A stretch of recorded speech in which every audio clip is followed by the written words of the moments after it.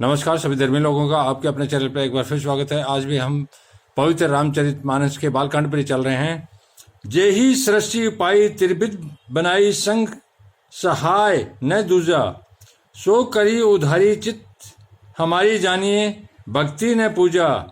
जो भव भय भंजन मुनि मन रंजन गंजन विपत्ति बरुथा, मन बच करम बानी छाड़ी सयानी शरण सकल सुर जुथा। जिन्होंने बिना किसी दूसरे संगी अथवा सहायक के अकेले ही या स्वयं अपने को त्रिगुण रूप ब्रह्मा विष्णु शिव रूप बनाकर अथवा बिना किसी उपादान कारण के अर्थात स्वयं ही सृष्टि का अभिन्न निमित्तोपादान कारण बनकर तीन प्रकार की सृष्टि उत्पन्न की, वे पापों का नाश करने वाले भगवान हमारी शुद्धि ले।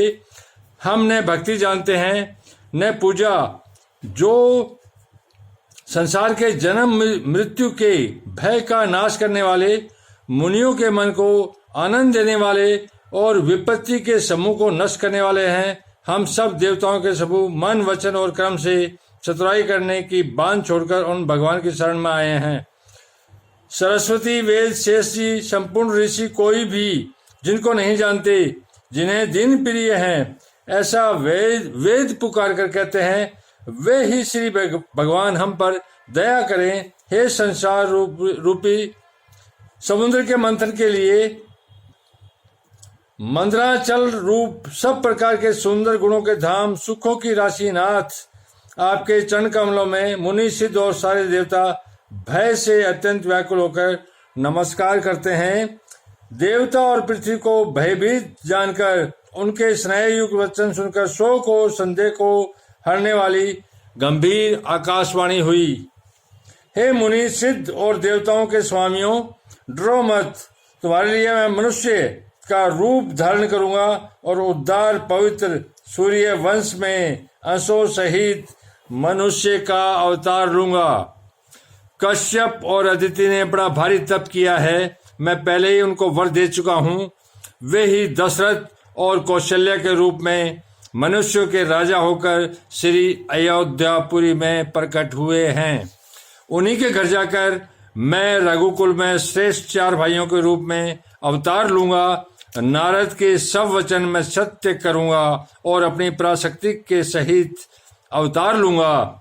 मैं पृथ्वी का सब भार हर लूंगा। हे देव वृंद, तुम निर्भय हो जाओ। आकाश में ब्रह्मा भगवान की वाणी को कान से सुनकर देवता तुरंत लौट गए, उनका हृदय शीतल हो गया। तब ब्रह्मा जी ने पृथ्वी को समझाया, वह भी निर्भय हुई और उनमें उसके जी में भरोसा ढाढ़स आ गया। देवताओं को यही सिखाकर कि वानरों का शरीर धर धर कर तुम लोग पृथ्वी पर जाकर भगवान के चरणों की सेवा करो। ब्रह्मा जी अपने लोक को चले गए, सब देवता अपने अपने लोक को गए। पृथ्वी सहित सबके मन को शांति मिली। ब्रह्मा जी ने जो कुछ आज्ञा दी उससे देवता बहुत प्रसन्न हुए और उन्होंने वैसा करने में देर नहीं की। पृथ्वी पर उन्होंने वानर देह धारण की। उनमें अपार बल और प्रताप था। सभी शूरवीर थे। पर्वत वृक्ष और नख ही उनके शस्त्र थे। वे धीर बुद्धि वाले वानर रूप देवता भगवान के आने की राह देखने लगे। वे वानर पर्वतों और जंगलों में जहां तहां अपनी सुंदर सेना बनाकर भरपूर छा गए। यह सब सुंदर चरित्र मैंने कहा। अब वह चरित्र सुनो जिसे बीच में छोड़ दिया था। अवधपुरी में रघुकुल शिरोमणि दशरथ नाम के राजा हुए, जिनका नाम वेदों में भी विख्यात है। वे धर्म धुरंधर गुणों के भंडार और ज्ञानी थे। उनके हृदय में श्रांग धनुष धारण करने वाले भगवान की भक्ति थी और उनकी बुद्धि भी उन्हीं में लगी रहती थी। उनकी कौशल्या आदि प्रिय रानियां सभी पवित्र आचरण वाली थी।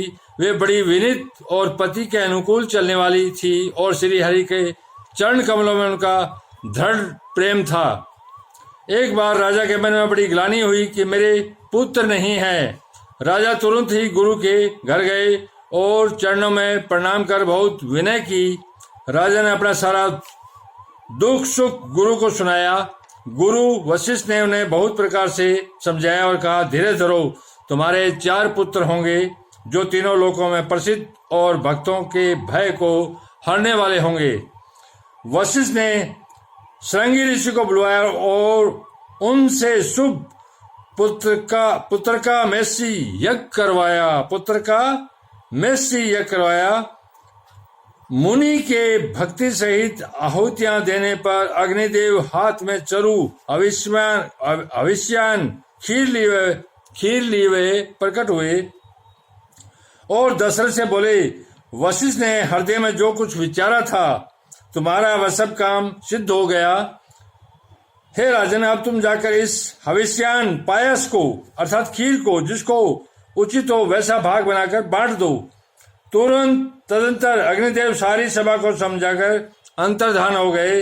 राजा परम आनंद में मगन हो गए। उनके हृदय में हर्ष खुशी समाती न थी। आप लोग इसी प्रकार अपने इस चैनल पर बने रहिए। मैं आपको एक परमात्मा और उसके पवित्र मार्ग पर लेके चला हूं। तो परमात्मा एक है तो धर्म भी एक है। आप धरती के झमेलों में न पड़ के एक परमात्मा और उसके वचन, श्लोक, मंत्र, आयत, इन चक्रों में न पड़े। ये सब एक पवित्र परमात्मा का ज्ञान है। ये तो अलग अलग भाषाओं में आ गया, अलग अलग समय के अंदर आया, इसलिए लोग इसका वो करके समझते हैं। लेकिन परमात्मा एक है तो धर्म भी एक है। और परमात्मा के नबी संसार में जब जब धर्म की हानि होती है लगातार आते रहते हैं।